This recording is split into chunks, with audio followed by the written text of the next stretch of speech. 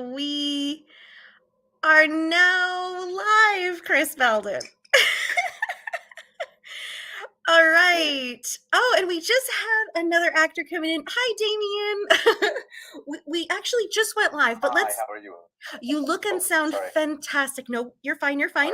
All right. Just go ahead and mute. Yeah, perfect.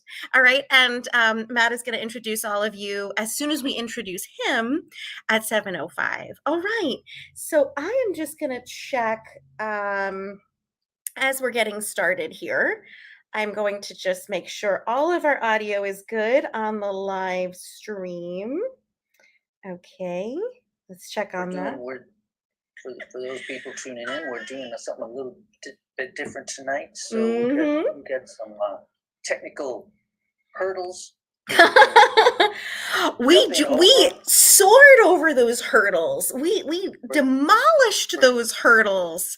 It was Right, truly but challenging. At first, we tripped a little on the hurdles, and we stubbed our toes on the hurdles, and now here we are, flying over the hurdles. Just flying. Absolutely, absolutely. You know, we're doing our best over here, and we have made it work. We are streaming from Zoom to StreamYard, and it is working gloriously. And we have audio on Facebook, and I'm expecting elsewhere because I'm seeing also I heard it, and because I'm seeing the closed captions. Very exciting. And I see we already have a viewer. Fantastic. So, welcome to everyone coming in now. We give our official welcome at 7, of course, but welcome to everyone joining in from Facebook, from YouTube, also from Twitter. We are very excited to have you here. Like I said, we are streaming from Zoom to StreamYard to whatever location you're watching from. It's been a little bit tricky to set up, but we did our best, and we're so excited for tonight. It's going to be an awesome evening. But like I said, official welcomes at 7. Chris Belden, what are you drinking tonight? I'm having this might show it backwards. I don't know because Oh yeah. So you'll have to put on your backwards glasses. Chesterfield bitter from our Oh, friends at Nod Hill. It's actually a co-production of Nod Hill Brewery and Little House Brewing Company. no way. Love a collab. English style ordinary bitter ale. Very delicious. English style ordinary bitter ale. What does it taste like, Chris? Well, you can see it's a little Ooh. dark, Mm. darkish, and it tastes a little bitter, but in a good way. So it's almost it's got a low booze content, which is nice. Oh, well, yeah. Then you can drink more. More. We like that. We like that. I am having Space Cats Sunswept Blood, which is my favorite from them. You know, I like a nice crushable beer that is barely bitter and barely has flavor. But that's just what I like. And but not to say that Space Cat isn't wonderful. They are wonderful, and this is a delicious beer if you're not so much into like the super bitter IPA situation. Say hi to us in the chat if you're coming in. We see people watching on Facebook and YouTube. On Twitter, we can't count the numbers until afterwards, so we just trust. Hello, Twitter people. Who are watching. This is different from our kind of normal setup. And I just want to give you an official welcome, since it's 7 o'clock, to Fumfa 91, Chris. We're making our way. I still can't believe it. We're still here. We are still here. We are still here, and it's really amazing. So Fumfa 91, this is Screenwriters Night. We are streaming from Zoom to our normal platform, StreamYard, because we have so many wonderful actors here this evening. We wouldn't be able to fit them in the backstage of StreamYard. So thank you for, coming on in and supporting us on Screenwriters Night, and also enjoying this new format that we've done our best to make work out. Tonight we have with us Matt Madden and his actors. Hey, Matt. And we'll send it over to him in a few minutes, and he will introduce his actors, and we'll get started with sharing his the piece that he's going to share with us this evening. We very unfortunately do not have Michelle Miller this evening. Please brace yourselves. Michelle Miller had a bit of an accident. She is okay, but she is unable to be here this evening. So we're just sending like healing thoughts and prayers. If you're a friend of hers, perhaps send her a text. But she will not be with us this evening, and we'll just have to reschedule her reading and performance, her feature spot. But like I said, we have Matt Madden and his actors with us. Matt will have his feature spot, and we will do our Q&A with the spotlight on Matt. And we'll finish up just a bit early tonight, probably around 8 o'clock. Or we'll just, use up some of that extra time that we have. We'll see how it goes. But we'll probably finish a little bit early, since unfortunately we are missing our other feature. So thank you so much for tuning in. It's going to be awesome. It's already awesome. But Chris, before we get started this evening, what do we have coming up? Well, next week we're off. Yeah. So if you're jonesing for some Fumfa Poets and Writers Live, you can go to our Facebook page, our YouTube page, and even our Twitter page. I don't know if they call them pages on Twitter. Our Twitter. Same thing.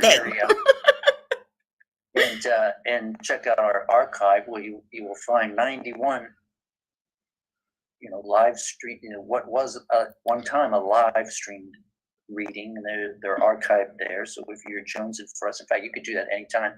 Absolutely, you can. And go there and check out our old shows. And then coming up on the 24th at our summertime, even though it's not summer yet, we're switching to our summer hours, 8 o'clock.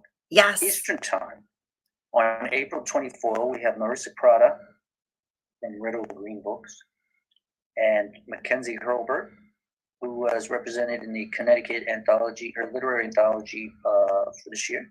And then the following week, on the 1st of May, we have, I think it's an all Fumfa showcase, right? We got Meg McGovern. Yes. Tom Siegel. Yes, very exciting. Okay. That's right. And coming up further down the road, we got Jen Billette with the evening of LGBTQ writers, and we've got Pub Night with the editors of Spry and Causeway Lit magazines. And then we're on vacation, and we got so much coming up. We're to like 2025. We are, we've been working so hard on each individual show. I hardly realize, like, we've really scheduled ourselves all the way out. We can take a little rest. We can take a little break, but that's really exciting, and it's exciting that we're keeping this going, that you're watching and enjoying, that all of our friends and community members are participating, and we love it. So if you want to be on the show in any context, please reach out to us, and make sure that you're following us on Facebook, YouTube, and Twitter. We're also on Instagram, even though we can't stream there. And you can follow everything that we're doing and everything that's coming up. But without further ado, we need to get started with our feature of the evening, Matt Madden. Chris, would you do the honor of reading Matt's bio for us? Yes, I will. It's my pleasure. Matt Madden is currently in his second semester in the Fairfield University MFA in Creative Writing program with a concentration in dramatic writing. He is a graduate of Ithaca College, where he received his BFA in musical theater. Awesome. Since joining the program, he has completed drafts of 2 full-length plays, as well as a screenplay, The Light Beyond Perceptions, which you will be hearing an excerpt from this evening. Matt is also a singer-songwriter, and in fact, Katie and I had the pleasure to see him play not too long ago. Absolutely awesome. Tap Room. His works include High Park, it's an EP, and the full-length albums Upstate and Cayuga Lake. Woo! Welcome, Matt! Thank you. Thank you very much. Thank you. How are you doing this evening? I'm doing very well. I'm very excited. I'm very grateful to all my actors here bringing this script to life. Yes. And I'm really thrilled to hear it all the way through and hear everyone's reactions and questions. I'm excited. Absolutely. We are super excited, and we are going to close our cams, and you please introduce your piece and your actors and take it away. Sure. So if all my actors real quick would mind turning on their cameras so I can introduce all of you for being here and participating and giving of your time and talent. Johnny Shea is going to be playing Mitch. Brett Bowles will be playing Ray. Allison Crone will be playing Stacy. Chris Sharon will be playing Trevor. Dominique Altamari will be playing Daisy. Juliette Koch will be playing Claire. Nick Madden will be playing Alex. Damian Long will be playing Nick Roberts. And Jen Corsina will be playing the waitress. So this piece I finished last year. It's called The Light Beyond Perceptions. And a quick premise of the story: in the wake of the unexpected death of his girlfriend, Stacy, Mitch, a high school senior, has a dangerous public outburst, forcing him to complete a community service project to avoid criminal charges. The project takes place at Ray's home, a lonely man in his late 60s, whose car was the victim of Mitch's outburst. In time, the two create an unexpected friendship. So if everyone else would turn off their cameras except for Mitch and Ray, and when your scenes come along, you can turn them on.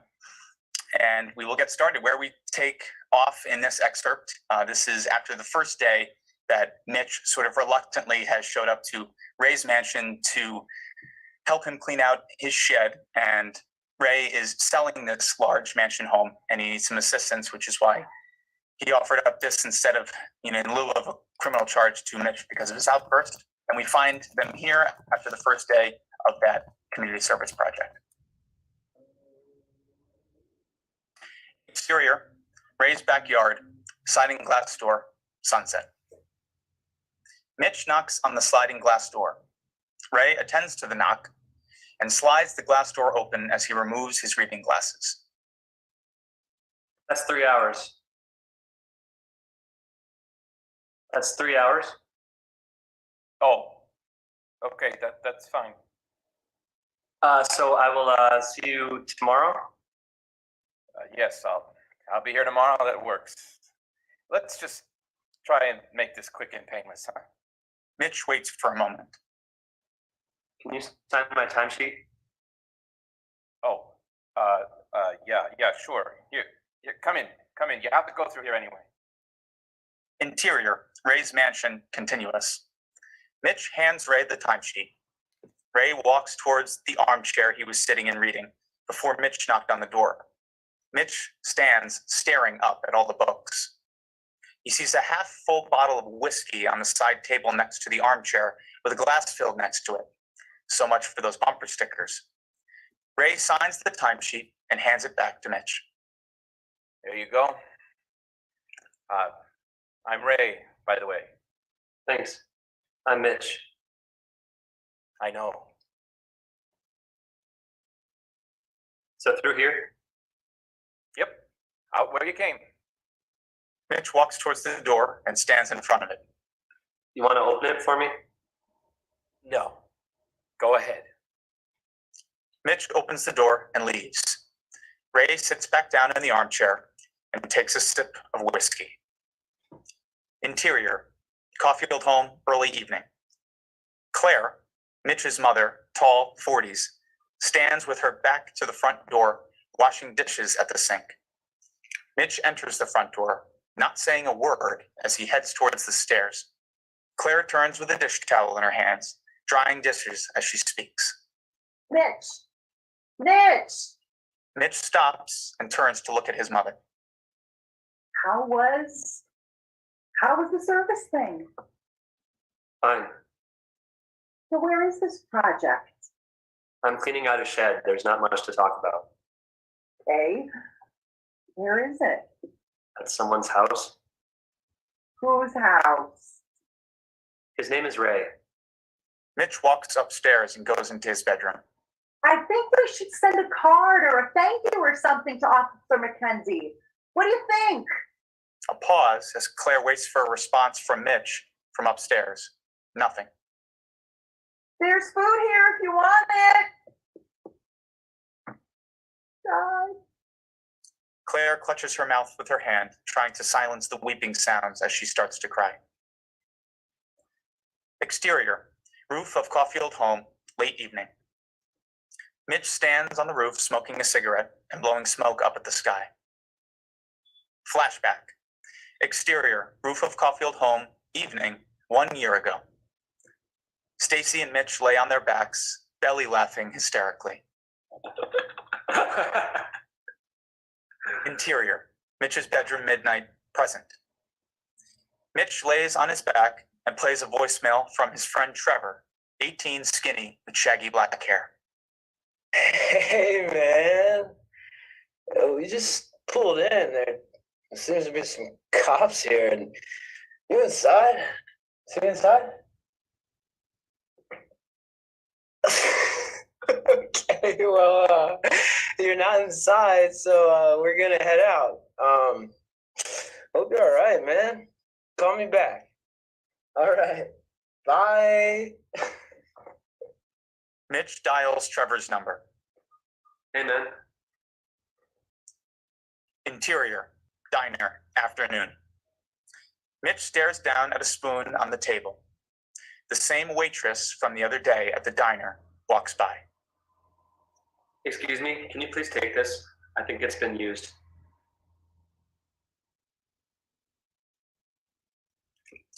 The waitress says, "You, see that red Nissan? You break it, you buy it. I'll knock your head in if you try any shit with me, you hear?" Waitress turns to walk away. Mitch holds out the spoon. Please. Waitress snags the spoon. By the door. The bell at the front door of the diner chimes as Daisy, early 20s with many piercings on her ears and blue hair, enters. She's Trevor's girlfriend, wearing a knit wool hat that is far too big for her small head and fingerless pink gloves. Mitchie! Mitch! Mitch! Mitch! In the booth, Daisy runs over and sits right next to Mitch in the booth, giving him a hug that nearly knocks him over. Trevor plops down across from them and grabs Mitch's hands and puts them in the center of the table. Trevor, wearing 2 hoodie sweatshirts with both the hoods hanging behind him and ripped mittens, shivers. Warm me! Warm me! My mittens need more warmth. Mittens, huh? What are you, a Salvation Army Santa? You got a bell, too? That's what I say! See, he is still funny. Mitch Caulfield, the one that got away. What's been going on, man? Well, let's not talk about the obvious. You're probably sick to death of that. Daisy nudges Trevor with her elbow. Trevor! How's your mom? Okay, she's a mom. Don't be rude. You know what I mean. And you know my mom. She doesn't even know what she needs. Maybe what you need is a little bump? Daisy reaches her hand into her pocket and takes out a little bag of cocaine. Days, stop. Come on! One bump isn't gonna kill him. That killed your dad, right? A long pause. Daisy retreats back into the booth, clearly triggered by this statement. You know what? Fuck you, Mitch. Stop this. Just put the shit away right now. Waitress walks up to the table and adds a spoon to the silverware set in front of where Mitch is sitting. You guys all set to order? Yeah, can we have 2 coffees and 2 orders of the pancakes? Thanks. Oh, and lots of syrup, please. Thanks. Mitch? I'll just have a coffee. That's it? Waitress says, "Don't piss this guy off. He might total your car." Waitress walks away. A pause. Weird. So, we were planning to stop by the funeral. It's okay, man. You never really knew her. I mean, we knew her. Not well. Well, I'm sorry. We weren't. Sorry we couldn't be there.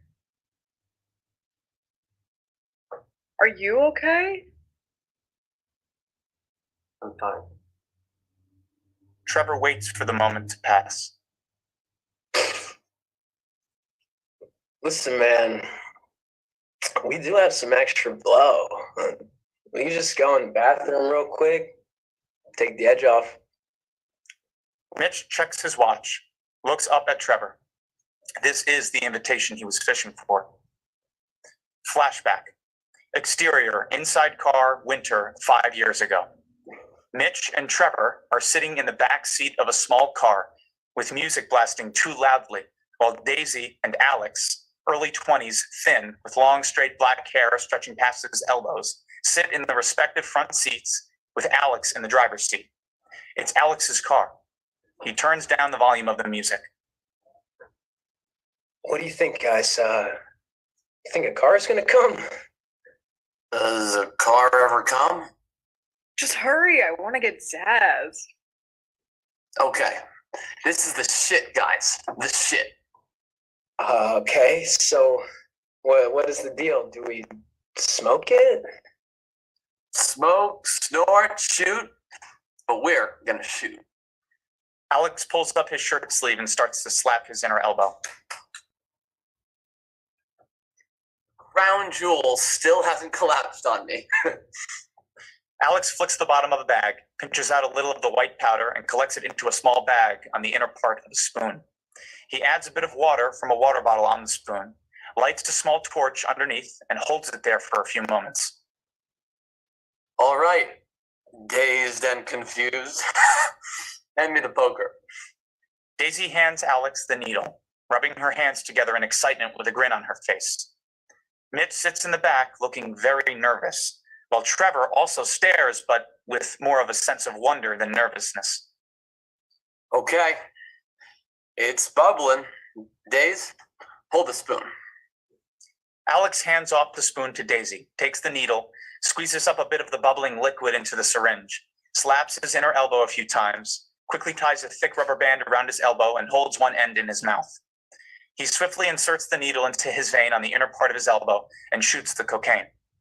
He collapses back on the front seat with a large sigh as the hand with the needle in it lands on Daisy's lap. Oh, shit! Who's next?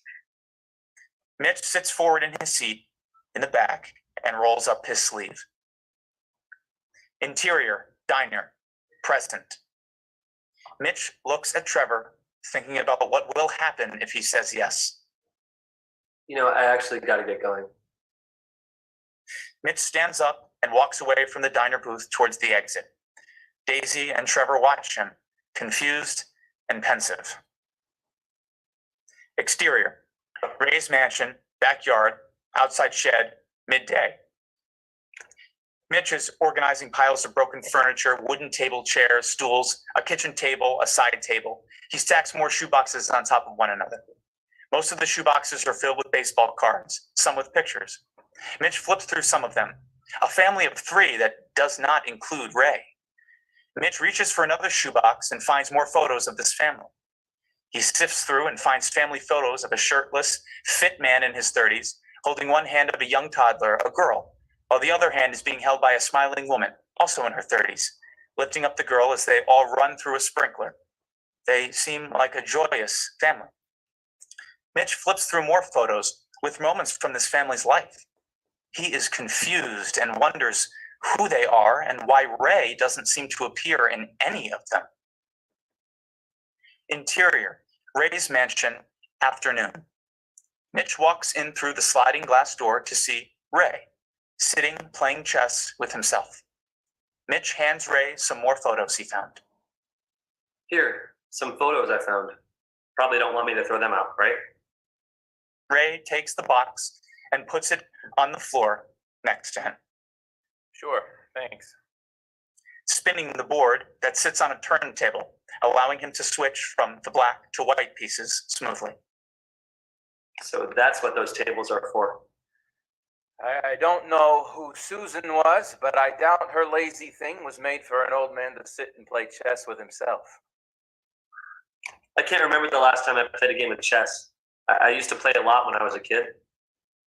Well, why don't you sit down? No, I don't want to interrupt the match. Please, be my guest. Doesn't look like he'll be coming back. Looks like black has an advantage here. Well, that depends on how you look at it.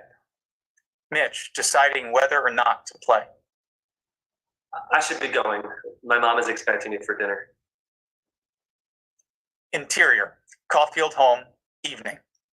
Mitch, Claire, and Nick Roberts, 40s with short wavy brown hair, and Mitch's English teacher, sit around the table eating a dinner that Nick Roberts has prepared. Spaghetti and meatballs with garlic bread and some broccoli are on each plate. This is great. Thank you so much for cooking. Nick, what do you think? It's good, Nick. Thanks. You can call him Mr. Roberts. What would you prefer? Oh, Nick is fine. You don't need to do anything special. Nick to make this, Mitch? Yeah, it was. Oh, then why don't you tell him? Jeez, Mom. Thanks, Nick. Thank you for making this dinner. My pleasure, really. So, how about you tell us more about this project you're doing, Mitch? The pain of civil conversation is painted on Mitch's face. You know, I'm pretty tired, actually. Thanks again. Mitch gets up abruptly, but not angrily, and slowly walks up the stairs towards his bedroom. Claire holds her head in her hands. It's fine. It's fine. What he's going through is not easy. Yeah, I know, tough. I think it was harder for Stacy. Claire. Look what he did at the school. Why don't you just focus on getting him into a nice college and getting a nice job where he has some stability? Why are you pushing so hard for this poetry competition like it's a fucking lifeline? Someone has to. Interior, stairwell in Caulfield home continuous. Mitch hunches down on the stairs, his head resting on his knees, listening to the conversation. Through the wood railings on the stairs, we see shadows move on the kitchen floor as Claire and Nick Roberts continue to argue. What the fuck is that supposed to mean? Mitch is so talented, Claire. I don't even think you understand. 10 poets in the entire country get selected for this. Interior, Caulfield home, dinner table, continuous. Claire takes her dishes and heads towards the sink. You're right. He does need some stability. He's 18 fucking years old, Nick. Don't you remember holding some of that shit inside back then? Maybe not you. You do share. You overshare. I think I'll be leaving. Good. Stairwell. Nick Roberts spots Mitch on the stairs as he reaches for the front door. They make silent eye contact. I'm sorry. I didn't mean to. Good night, Claire. Nick Roberts grabs his coat off the hook near the front door, opens the door, looks back at Mitch, and exits. Interior, Mitch's bedroom, late evening. Mitch takes a ladder out from behind his bookshelf and places it underneath the skylight in his bedroom. Mitch reaches behind books in the bookcase and grabs a journal. Underneath the journal, the backside of a photo is revealed. He turns it around cautiously and looks at a photo of Stacy, his late girlfriend, 18, thin with long, straight brunette hair. She looks back at the camera, her hair blowing in the wind, smiling. It is as if in this moment, she is smiling right at Mitch. He climbs to the top of the ladder and unlatches the window. He hoists himself up onto the roof. Flashback. Interior Mitch's bedroom late evening, 1 year ago. Mitch is laughing and all smiles as he is helping Stacy up through the skylight to hoist her up onto the roof. She is laughing as well. It is a joyous moment. Exterior, roof of Caulfield home, late evening present. Mitch closes the skylight, latching it from the outside, and lays on his back next to the window. Flashback. Exterior, roof of Caulfield home, 1 year ago. I'm gonna fall through. I'm gonna fall through. No, you're not. What do you weigh? 90 pounds? Don't talk about a girl's weight. It's unbecoming, all right? Unbecoming. Look at you, the scholar. I'm gonna break the glass. Stacy lays down on top of the glass skylight, looking up at the stars. Mitch lays next to her on the roof. Shh. Just close your eyes and breathe for a few moments.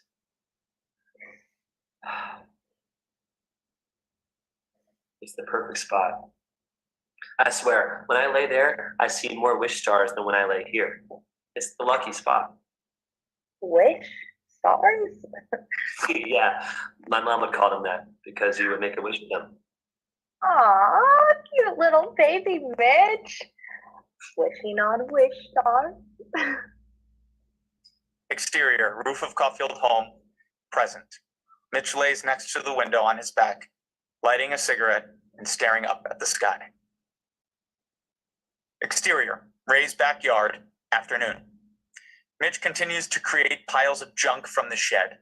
Mitch stacks boxes of paperwork next to the pile of golf balls. He slowly adds to the pile as more and more balls fall out of random crevices of this mysterious shed. Mitch thinks for a moment and then opens up a large black garbage bag and starts throwing pencil tips inside. He starts to shove a bunch of metal hangers inside the bag, and a few rip through the side of the bag as one pencil box opens and little pencil stubs fall onto the grass.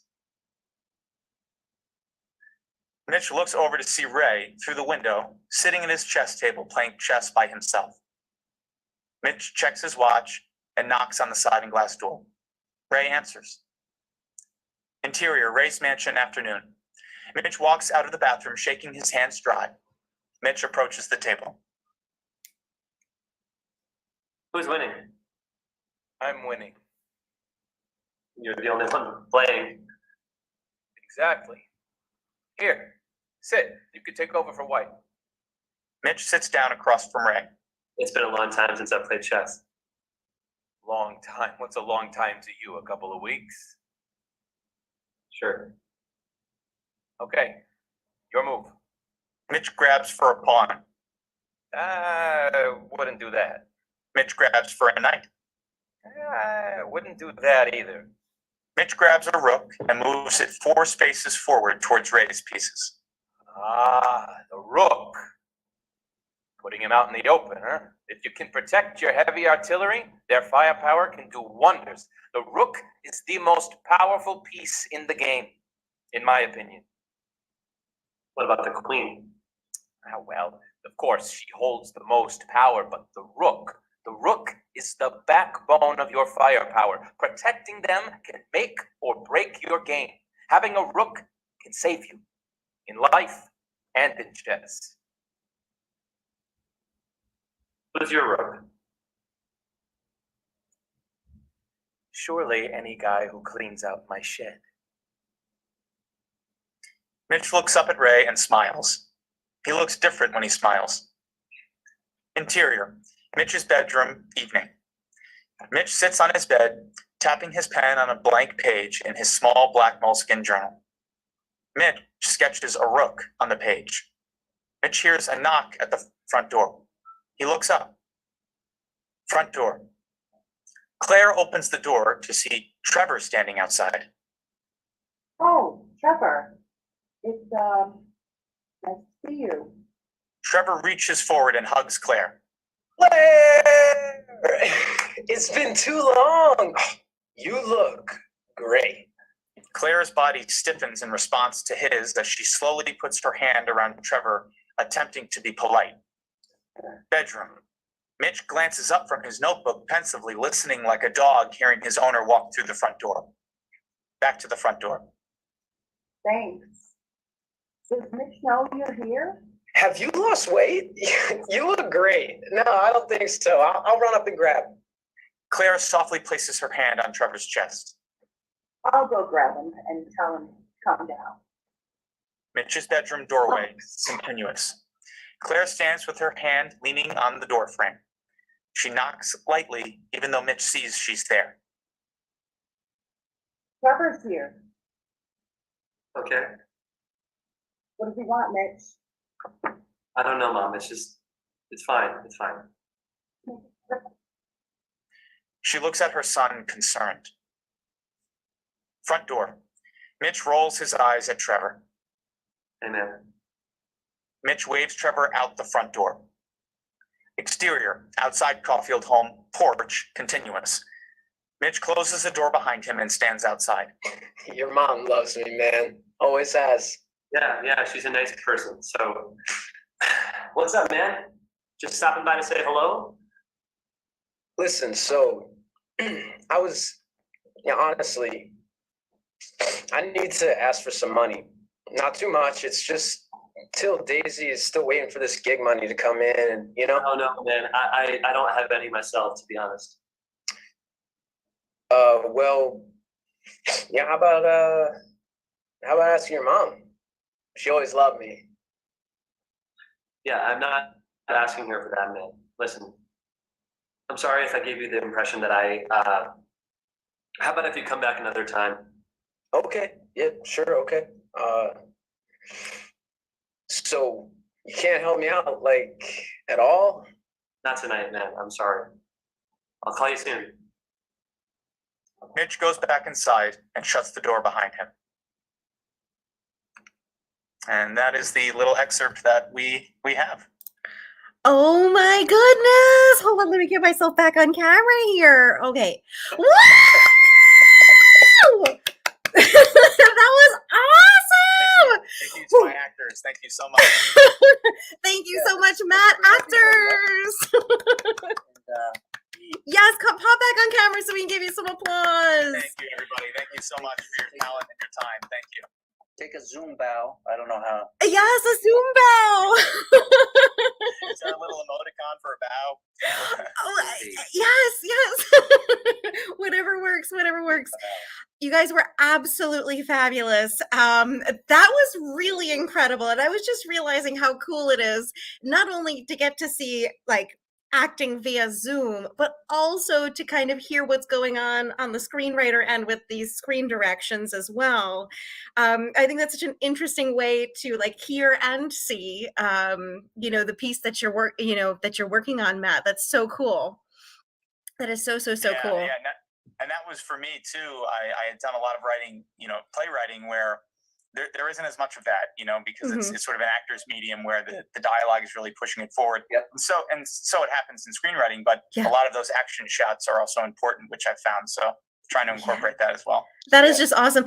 Matt, maybe could you introduce each of your actors by name and we can just give them a little round of applause before they head off before your Q&A time? Yes. One more time. Johnny Shea, who most kindly read for Mitch. Yay, Mitch. Johnny. Brett Bowles, who read for Ray. Fabulous. Chris Sharon, who read for Trevor. Excellent. Oh, Trevor made me laugh. Allison Crone, who read for the sweet Stacy. Yes. Oh, Stacy, my heart is broken. Juliette Koch, who read for Claire. Wonderful. Oh, Mom. Claire. Damien Long, who read for Nick Roberts. Oh, excellent. I have so many questions about this relationship.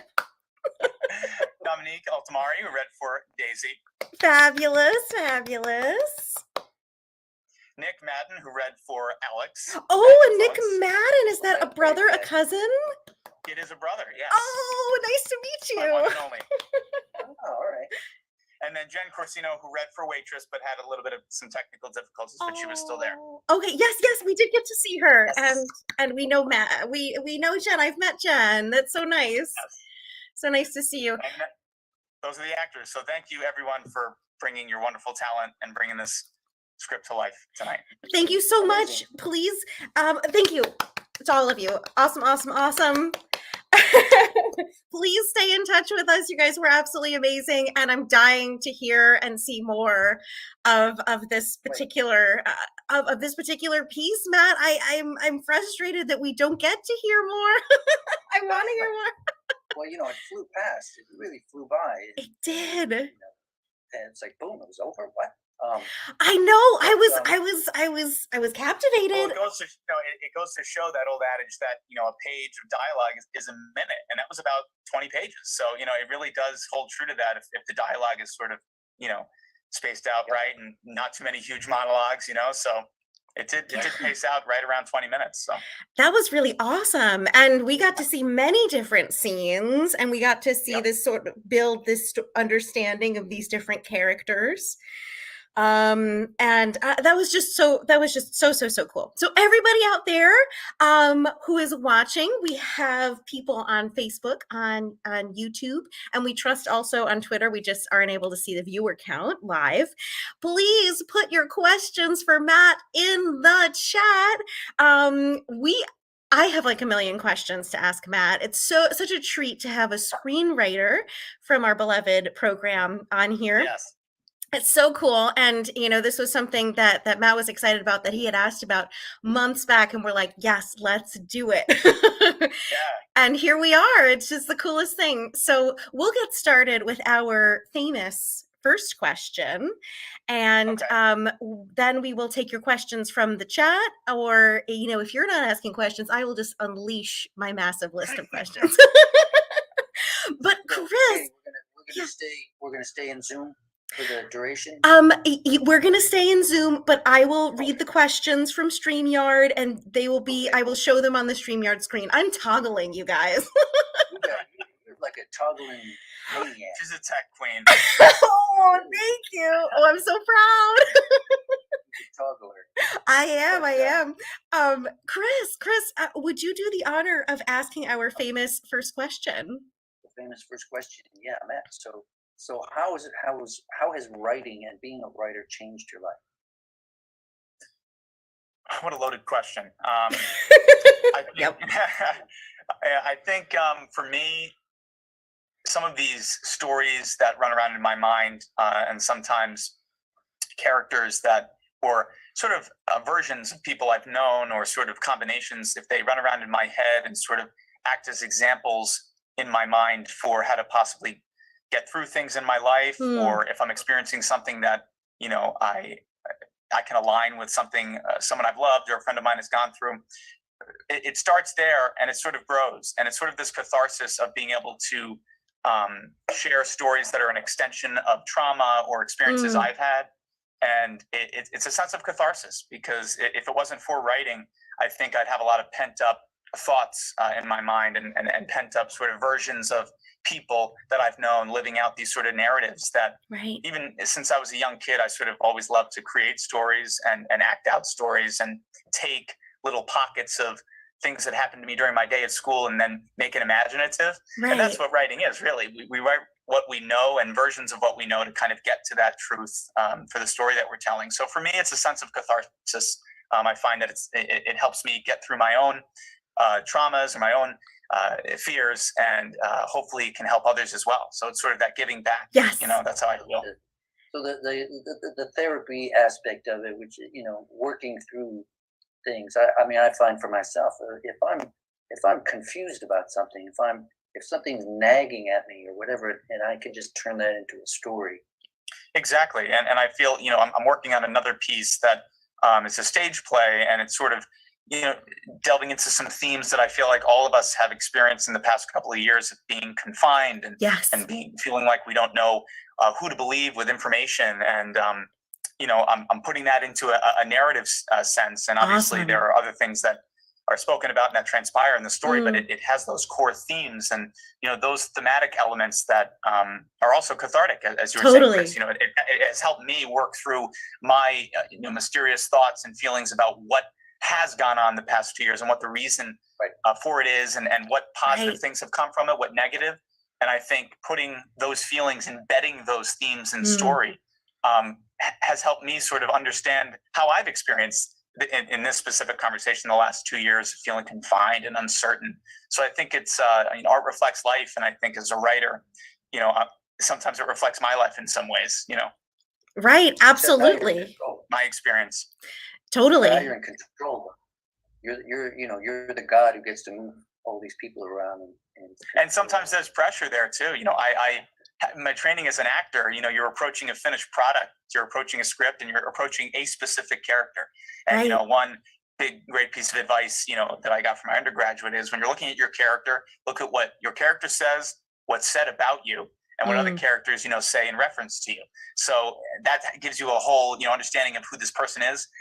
As the writer, it's intimidating because you're creating everything. You're not only, you don't have to understand all the characters, you're creating all the characters. So it's been intimidating stepping into that, into the shoes of a writer in that way, because there could be this pressure that, well, if I have a character go this direction, will it serve the story, or is it just because I want it to happen?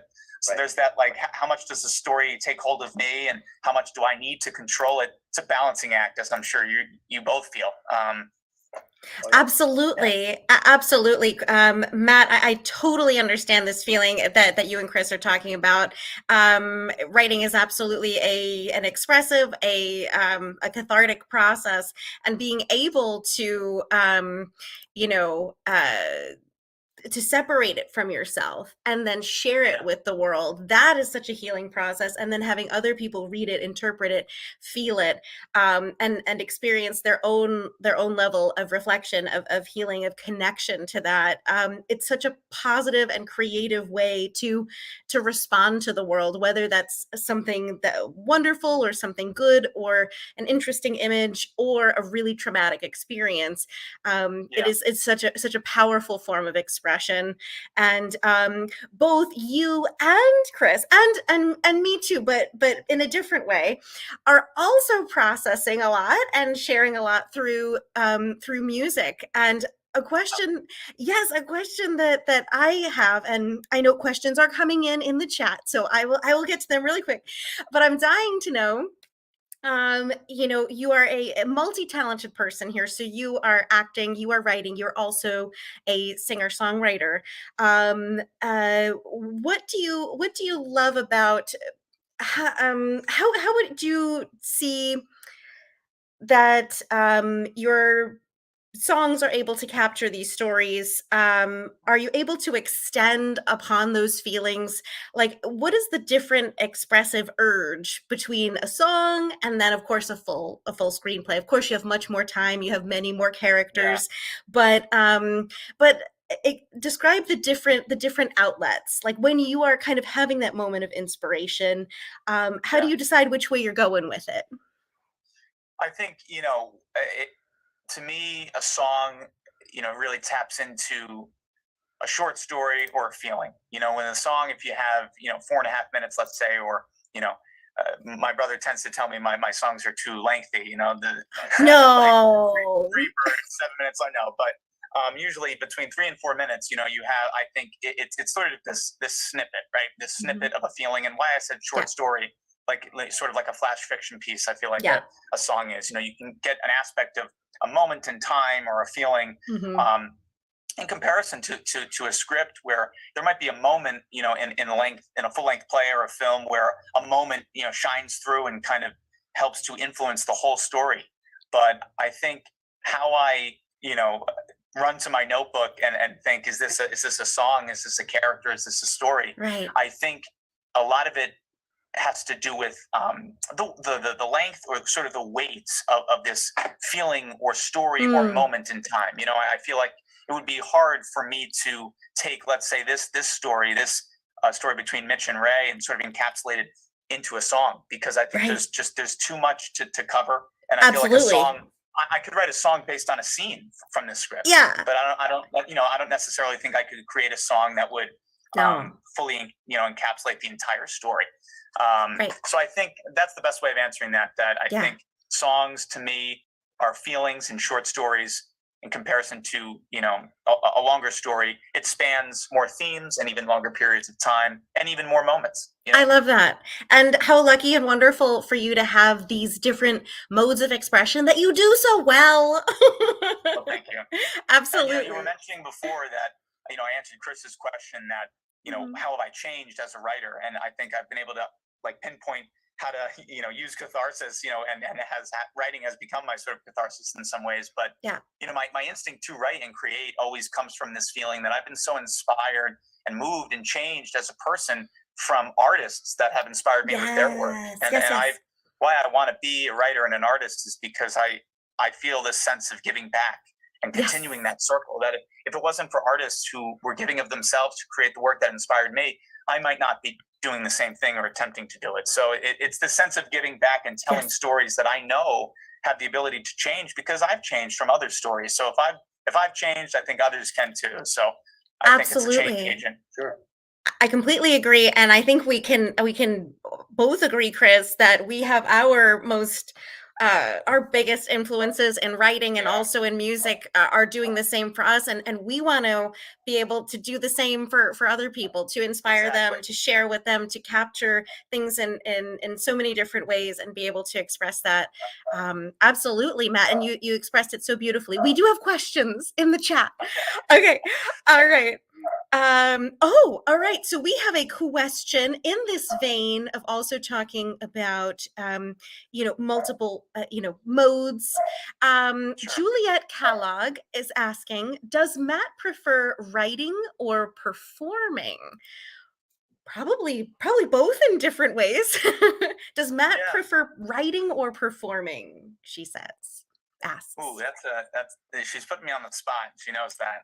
But I think it's hard to pick a preference, right? I feel like there's, as Chris said, there's this sort of feeling of the God over the story where you can kind of spin it in any direction that you like. But performing, I guess, if I'm performing my own music, I have that, power as well. But I think preference-wise, I think, stepping into a character, stepping in as an actor, which I have, experience in, stepping into a character that is given to me that is sort of finished in some way, that is sort of this final product that I can step in. I wouldn't say I prefer, but there's less pressure in some senses. I have everything I need and I can interpret it. Whereas sometimes as a writer, there is all that pressure of, if I make this decision, it could spin the whole thing in one direction rather than making a decision about something that's already finished, if that makes sense. So exactly. It's hard to say prefer. It's like, it depends on how I'm feeling, but I love both in the same. But I think to answer the question, I think I prefer sometimes stepping into something where I can interpret it in my own way and it's a finished product. I wouldn't say rather than, I'm saying in comparison to creating something from the ground up, which sometimes adds a little bit more stress and pressure. So one is just more stressful than the other, perhaps. Yeah, one is a little bit, but I prefer both in high regard, but I hope I answered that well enough. So what's it like, Matt, as somebody who performs, and also write, right? So you write the screenplay, and now you've gathered this collection of talented people, and then you sit there and listen and watch them do it, which is a whole other experience. How does that feel? For you have your actor hat on maybe part way, but you also have your screenwriter, in this case, screenwriter hat on firmly, and then it's like, is it? Well, you know what it is. It is, and it's intimidating because I feel like if I'm rehearsing a scene, let's say for this excerpt, and something isn't working, I question, is it my writing that's not working? Is it something I need to adjust? Whereas if I was just approaching it as a director, the writer might not be there, and we would all just interpret it together. So there's definitely that pressure of, geez, is this moment not working because I haven't directed the actor in the right way, or is it my writing?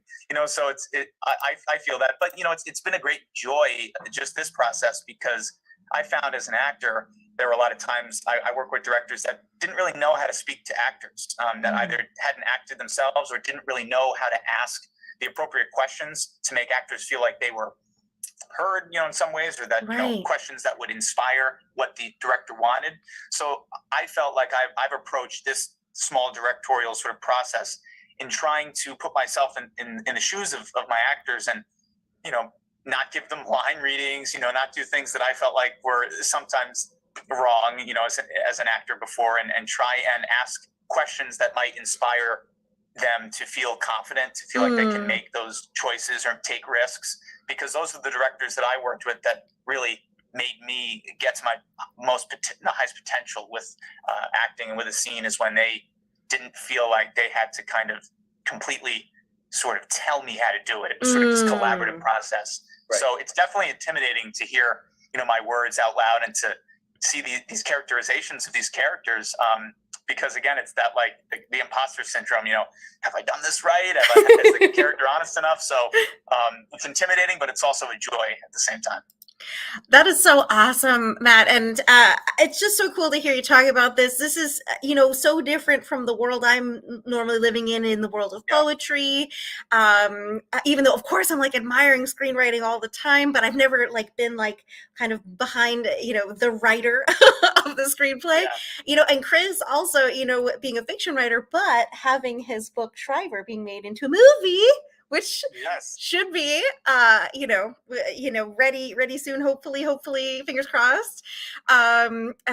It's so exciting. But Matt, I believe this is the first time performing this first little mini performance excerpt of this particular piece, and how did it feel? I mean, it must have been stressful, but also exciting. I was like nervous and excited for you while I was also enjoying the story. But how did you feel? I felt great. I think going back to one of the questions you asked or Juliet had asked of what works in what form. I had a question once about this piece. Why do you think it worked as a film rather than a stage play? Ooh. And I think I was nervous, putting this out there and hearing actors read it. If it, worked in this form, if, this visual form, of dictating the shots and dictating where the audience looks rather than a piece specifically driven by dialogue, is why does this piece work for the screen? And honestly, this process was reaffirming for me that this sort of slow moving in some ways, character driven drama was better suited in this sense because of these sort of short scenes that you kind of are carving away at these characters, which still happens in a stage play, but it happens more in real time most of the time on stage, whereas this you can have these little pockets. And I felt like the pace and the characters were honestly portrayed.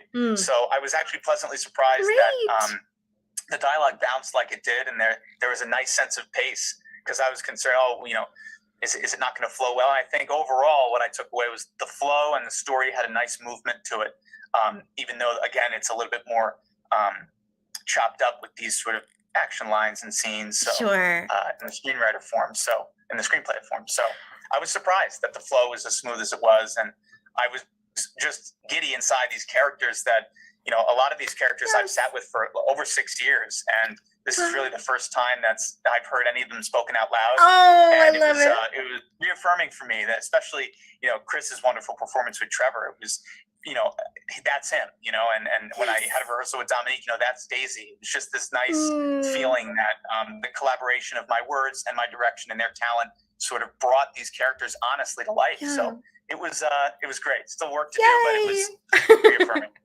That is so awesome, Matt, and so delightful to hear and to feel that and to be part of that, kind of first time experience. I think they did a fabulous job, and I'm fully involved in this story, and I need to know what happens to Mitch. I have all these questions, and I need to know when can they be answered? When can we hear the rest of the performance? When, we'll clearly have to bring you back, Matt, when Michelle gets better. I do have to say it is at this point a completed draft. There's good 3 acts in this screenplay, and probably runtime would be an hour and 50 minutes, something like that. If the pages align with 1 minute per page, but it's still a work in progress. But I at least have the groundwork for the story I want to tell. But have me back. I would love to have another excerpt. My actors are probably like, oh, again. Oh God. Well, that must have been a lot of work and a little bit of stress for them too, popping in and out of a Zoom like this. This is its own kind of interesting format. And I think, as much as it is a little bit tricky to hear to hear screen directions instead of just like Sure. living them out, like acting them out. I think that was cool, for our program, because, a lot of what we're doing is not only hearing and celebrating the work, but admiring the craft of it and getting to see behind that a bit on our show. And that was a cool aspect that you might only see in this kind of like little read through with actors sort of format. So that was really neat. You do have another question from the chat. My mom said definitely a movie in response to what you were saying, like that it was a good format for the characters kind of popping in and out and for the scenes moving quickly, and I totally agree. But anyways, Penelope Rugby asks, how do you decide when a piece of writing is finished? Oh, and there are questions that I missed that I promise you I will get to after this one. Apologies to other people. But Penelope, it's already on the screen.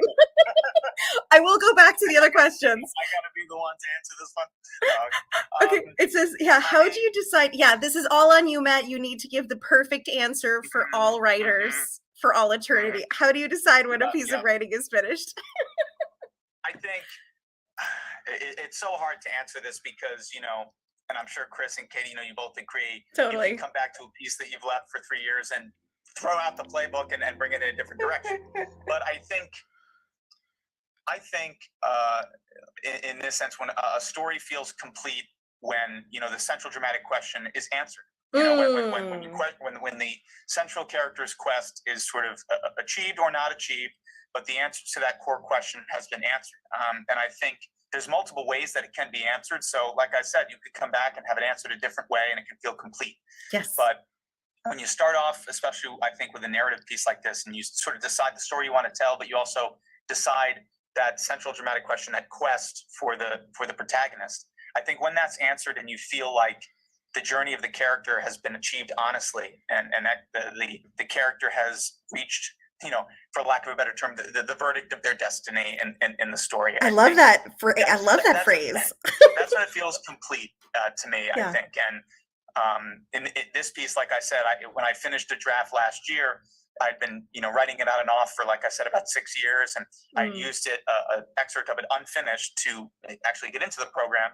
And then in my first semester, I finished it with the wonderful Shelley Evans, her help, and as my mentor. But I think when that sort of is answered, I think a piece has a sense of finality to it. Totally. But it doesn't ever mean that it can't be, approached again. As we've seen, we're living in a time of these legacy characters. Every story, coming back. Scream, they're bringing back the original character. So I think a story is never finished, but I think in some ways it can be when that question is answered. Yes. Oh, I think that is an absolutely excellent answer. And the verdict of our destiny, if that doesn't come from somewhere, that's like a Matt Madden 2022 quote, the verdict of our destiny. So I can remember what I actually that was awesome. Chris, did you hear that? What is the verdict of your destiny? I love it. Of my destiny. I love that. That was such an excellent answer, Matt. And I am going back to other questions, folks. Thank you so much for sharing your questions. Here we go from Amy Willie Mangold. Have you tied any of your original music with this writing or this story, this piece? Which is an awesome question. I would love to know about your music and these pieces. Have you thought about them intertwining, interacting, etc.? Yeah, I haven't specifically thought about pieces of music that I've completed that would maybe fit well, as sort of maybe, while a montage is happening in this film, music happening, or even just underscoring sort of unspoken moments. But I definitely have in my mind, I've heard, types of score, let's say, that aligns with my type of songwriting that could fit. So to answer the question, I don't think I've thought about songs I've finished that would fit, but I definitely have heard in my mind my style maybe fitting somewhere in here. So it's a great thought. Maybe I can think, can inspire me to write something that can work with it. But that's a great thought. Absolutely. I love that. I absolutely love that. And and it makes sense that you can you can hear your music in these stories because you're reflected in it in so many different ways. And I can definitely imagine that, even just in what I heard tonight, I could definitely hear some Madden originals, in certain places. Absolutely. And that's so cool when you get to think of that aspect of score and I guess you would always be thinking of that with screenwriting and from your background, of course, in musical theater. Oh, I know we have questions, but a quick question before we go back to our audience questions. Matt, have you ever thought of, I know you're focusing on screenwriting, right? But what about a musical theater piece screenwriting mashup? I don't know what we call this. I'm writing, I'm focusing on, screenplays and staged plays, right now. I'm working on a stage play currently, and I have definitely thought about it, and I think, to not give anything away, not that anyone's pining to hear what my next project is. We are, Matt. I have an idea for a musical that I've been sort of mulling over, which actually was brought to me, the concept, by my mother. The concept for this musical, my mother brought me this wonderful idea, and I've been thinking about, approaching it possibly as you and Chris understand, as possibly a third semester, maybe thesis project. Love it. It's in the works right now, and I've been mulling it over, but I actually haven't put pen to paper. I have one song that I've written for it. Oh my God. I have to dig it up out of the bowels of my, papers everywhere with lyrics and things. But no, I definitely plan on starting it, and it's something I'm going to begin soon, but it's in the works. That is so cool, Matt. Congratulations in advance. I'm very excited for you, and I think that's a great third semester project. And Chris and I are on board. A little bit of arm twisting too. We're into this. We're excited for you. We want you to do everything and to be very, very happy. Plus, there's Mom. Mom, yeah. There's Mom, yeah. I mean, you haven't heard, too many, mother and son writing teams, so we could be, Exactly. Perfect. Matt's not sitting around saying, "Oh, I hope Chris and Katie will be mad at me if I don't finish this." Now I have my mom on top of it as well. You better do it. No. Really get done. No pressure at all, Matt. We're just very excited for you. We're excited for everything that you're doing, and we're excited to hear more. We will support you forever. All right. So we have questions here. Fabulous. From Michael Van, what is the next step for this piece? I would love to hear more. And we totally agree, Michael Van. We would love to hear more. What is the next step for this piece?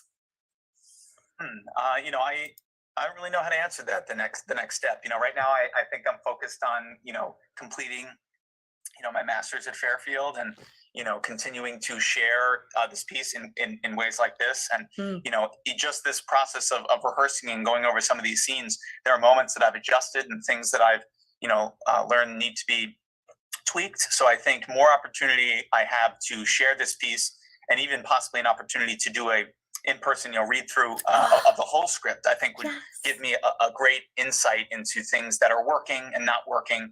But like I said about, a script is never finished in some ways. The actual writing, I think I have a full draft, but I think getting it in, actors' bodies and hearing it in its entirety read through is really going to be informative for me. And then from there, we'll see. But I mean, I'd love to whether it's all independent friends of mine and producing it myself, I'd love to make this film at some point. And of course, if I have help, in the future, money wise and other ways, that would be great. But I think right now I'm trying to tell this story the truest I can and as honestly as I can. And I think getting it in front of more people and in more actors' bodies is going to inform me more. So I want to keep sharing it right now. That's my goal, to keep sharing.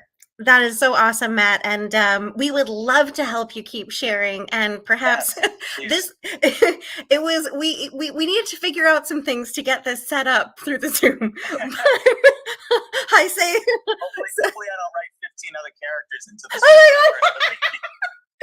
But I say this, so I say this knowing that I'm giving myself a lot of work to do, but we would really love to hear more. I mean, it was so great, Yeah. and we would love to support you in any way that you can. And of course, the Thank Fumfa you. Live community would love to support you as well. You know, just keep in touch with us and let us know how we can. Let us know how everything is going. You have a few more questions here, and then we'll get to our famous last question. Okay, Brenda Sorrells asks a kind of a screenwritery technical question here. Can you please read the long line again and give the CDQ? And I don't know what that means because I'm a poet. the long. Just like, can you please read the long line again and give the CDQ? This is like technical terminology, I guess. Yeah. So the long line. I'm gonna look stupid here. Is it just the like the slug, the premise? You know what? I'm not Some kind of sure. You know what, Brenda? Could you explain your question a little bit more? This just could be my ignorance as well. So No, because I Brenda don't. could be on the wrong page. She could be on the wrong website. Oh, so. Okay, all right. We're gonna skip that question. Okay, actually, Joanna Myers wants to know as well. Log line. Yeah. Log line. Does that help, Matt? Yes, and I mean, Okay. if you can help me, Chris, the log line, just basically the premise of the piece, and then the central dramatic question. Sure, you know, it's like the elevator pitch kind of. Yeah, the elevator pitch. Yeah, I elongated it just a little bit for the purposes of this, but I'll just read what I read at the top. But in the wake of the unexpected death of his girlfriend Stacy, Mitch, a high school senior, has a dangerous public outburst, forcing him to complete a community service project to avoid criminal charges. The project takes place at Ray's home, a lonely man in his 60s, whose car was the victim of Mitch's outburst. In time, the two create an unexpected friendship. And the central dramatic question is, will Mitch be able to complete the community service project to avoid criminal charges? Yeah. Oh, beautiful. Fantastic. It's great to hear that again after seeing it too. Yeah. Context of that log line of the Ray in there and the car was the victim. Just you would have learned that if we went from the top of the script. Sure. But Yeah. But that's So the central dramatic question is, will he be able to finish and complete it successfully without having to succumb to the criminal charges? So Yes. will he be able to? I'm not sure. He's heading back with Trevor to do drugs. I'm not sure. I don't know either. Wow, Matt, just such a poker face right now. We want to know. Something's gonna go wrong. And that was entirely correct. Log line and CDQ. Okay, now I know what both of those are. Like I didn't know I need to It's like get my head in my book. What is a long line? No, listen, you're writing the screenplay, the terminology. You knew it Still once. learning. Yeah, well, Absolutely. yes. And Yeah. but you got it. You knew what it was. You knew what it was. It's just those just terms. You're doing Yes. the actual, writing of all the stuff. So, okay. So we have two more questions and I feel like let's just do it. Okay. So Patrick Worcester, who we saw that night, an awesome musician. He said, awesome, Matt, as a live performer of your music and art that can constantly be revised, how does the permanence of a film production process make you feel? What a great question. So how does the permanence, go ahead. Yeah, honestly, it's a great feeling, in theory, the idea that something, is complete enough that in this fantasy world in my mind that producers or people are interested in backing and making happen. Once it would be completed, I think even if I look back after it's completed and I say, it would have been great if maybe Trevor said that instead, it actually would be this sense of hands off, it's done. There's nothing that can be adjusted. So from a creative person or Patrick as a musician, it's actually like this relief because like sometimes that possibility of riffing and making changes is fun and great, but it could also add like there sometimes can be too much going on. Like, there's all these possibilities. What about if we went back to the original?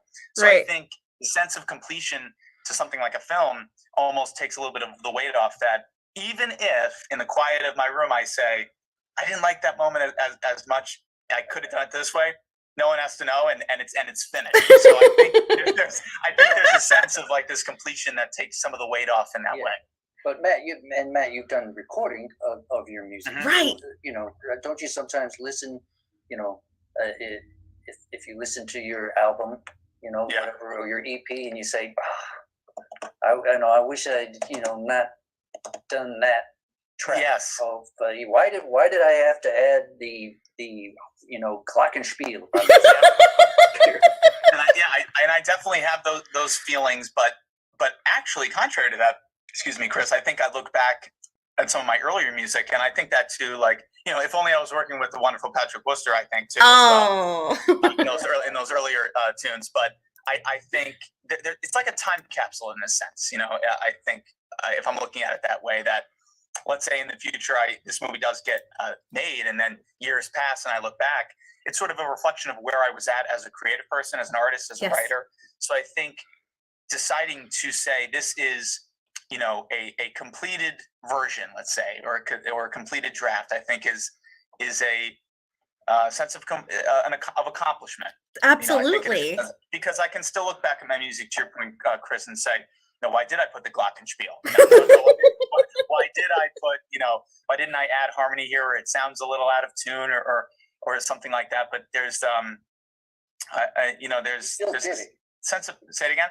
You still did. You did it, and it's there. Exactly, and that it's there. It's that sense of at a time I thought that this was good enough to be complete, and I think it's a nice, like I said, sort of chapter or time capsule in your life as a creative person, an artist, a musician, where even if you don't like something, you can kind of look back and laugh and say, well, maybe if I didn't make that choice, I wouldn't be creating what I'm creating now. Exactly. So, well, Katie, was it Rala last week who said this? Where it's like if you do something, if you look back and you say, oh, I wish I could change it, then congratulations, that means you've grown.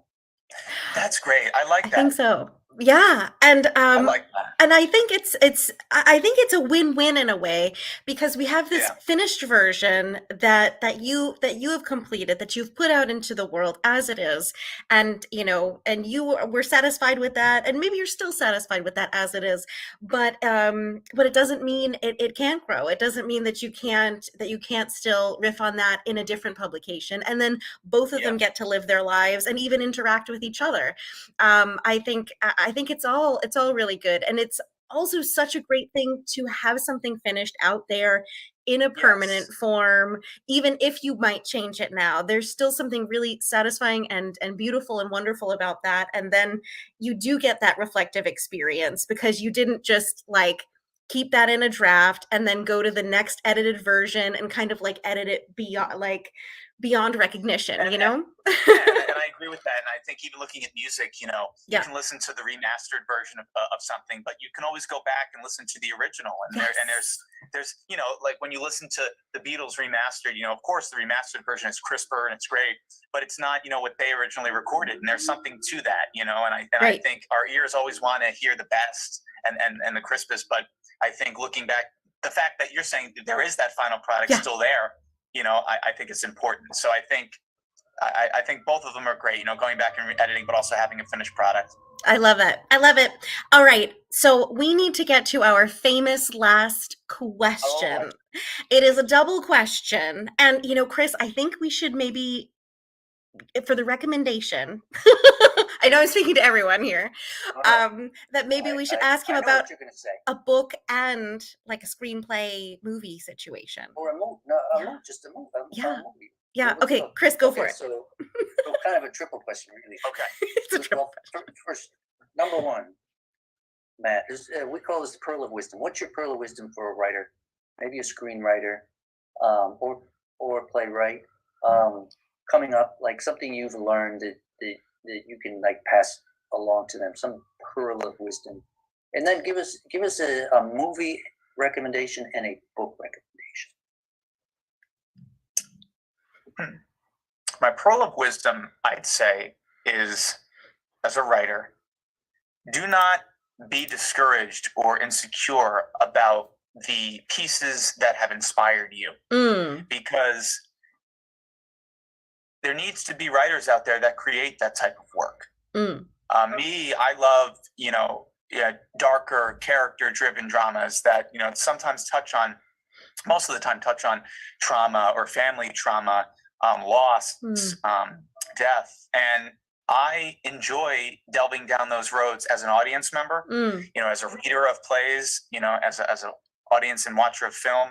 And I know that I can't be the only one, right? Because the creators of those obviously have a passion for it. So don't be discouraged if your world of art or friends is smaller, because the world needs you out there, and that's what keeps me going. Like, I like this sort of work and sort of scripts that maybe isn't the action film, isn't something that you bring your family to, but I think the work is very important. So that's kept me going. That there's this. I really love Stephen Sondheim, and Samuel Beckett is a playwright I really love as well. And, I was reading something that said that those two writers really find pleasure in writing about pain, and in some ways I do.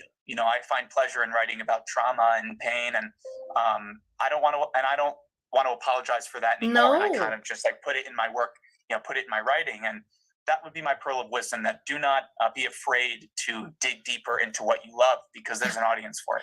Be authentic to your voice, to your inspiration. Don't be ashamed of that. Don't be shy of that, because that's where your best work is going to come from, the truest work.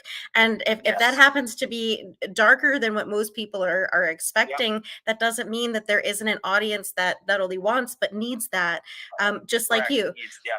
Love it. And I agree. Your recommendations, Matt. Well, in this light, I think because this film definitely inspires this one in some ways, and the writer of this film is a inspiration of mine. But the film Manchester by the Sea, it's a masterpiece, in my opinion, film by Kenneth Lonergan. It won the Academy Award for original screenplay. Nice. And Casey Affleck also won the Academy Award for lead actor, and it's an exquisite story that looks and feels like life. And I think a lot of the time we need stories like that, because some people can feel sort of lost in sort of these sometimes rom-coms or heightened versions of reality. And I think his films really feel like life, and that's important. Absolutely. And a book recommendation. There's a book called The Artist's Way by Julia Cameron. It changed my life as a person and a writer. Awesome. It's called The Artist's Way. It's sort of a 12-week journey as a creative person, as a human, sort of delving into everyone's ability to create. And that everyone has the ability to create if they sort of let themselves be vulnerable enough to create. And I think everybody has that, and everyone should delve down that path, because it can make you blossom. So I love that, Matt. I need to check that out. Oh, Chris, yes? Yeah. No, that book's been around for a while. It's on its 8 millionth edition. Yeah, it is. Yeah. I've been living under a rock. I need to get this. Wonderful book. That's wonderful. Yeah, it's exercise. It's just it really gives you a reason to sit down and create stuff. Yeah. It's exercises, and then there's great sections of just wisdom for creation and just inner peace too. It's a sort of it's a self-help book in some ways through creation. I love that, and I'll definitely have to check it out. I can't believe I haven't heard of it. That's awesome. I always give that out. I've purchased it for a bunch of people, and anytime anyone asks me for a recommendation, it's gone stale, that recommendation. So I'm glad that you haven't heard of it, because it hasn't gone stale. So that's so funny. I'm glad to be that person who hasn't heard of it. Maybe all of your actors are like, yeah, Matt gave it to me last Christmas. No, just kidding. I think that's wonderful. I think that's a wonderful gift too. Anyways, it has been an awesome evening. Once again, let's just give a round of applause to Matt Madden and his actors. Thank you so much. Thank you. What an awesome night. You tuned in and listened and asked your questions. Thank you. Yes. Lovely. Thank you so much, everybody, for watching. Thank you so much to the actors. Thanks, of course, to Matt. It was such a shame that Michelle got injured. Get well soon. Yes, Take please, care, please do get Michelle. well soon, But Michelle, it yeah. was also such a treat to get to spend a little bit of extra time with you, Matt, and really get Oh, to thank talk you. a lot about screenwriting and everything that you're doing. It was a real pleasure. Thank you so much again, everyone. Remember, next week we're on vacation, a little, mid-spring Easter vacation. And then when we come back, we'll be on at 8 p.m., but we'll try our best to remind you, just get out there and enjoy your extra sunshine time. This has been such a pleasure once again. Thank you so much, Matt. Thanks, Chris. Thank you very much. Thanks so much. And have a good night, everyone. Thank you. Thanks for having me. Thank you. Thank you.